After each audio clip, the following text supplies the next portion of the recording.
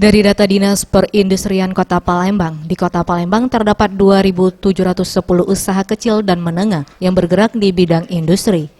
Namun dari banyaknya jumlah industri yang ada di Kota Palembang, sekitar 60% saja yang sudah terregistrasi di Dinas Perindustrian Kota Palembang. Hal ini dijelaskan oleh M. Raymond Lauri AR, PLT Kepala Dinas Perindustrian Kota Palembang yang ditemui sela kegiatannya pada Senin 16 Juli 2019. Pihaknya mencatat usaha kecil dan menengah yang bergerak di bidang industri di Kota Palembang, mulai dari industri busana, kuliner, hingga LMK atau industri yang berkaitan dengan logam, besi, dan kimia.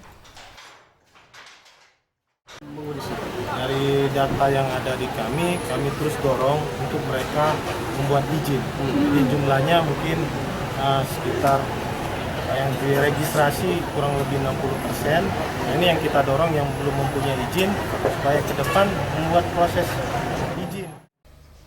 Terkait hal di tahun 2019 ini, pihaknya akan berupaya agar para pelaku usaha bisnis industri dapat paham pentingnya memiliki izin dengan cara melakukan sosialisasi secara berkala dan terjun langsung ke lapangan melihat kondisi usaha industri yang ada.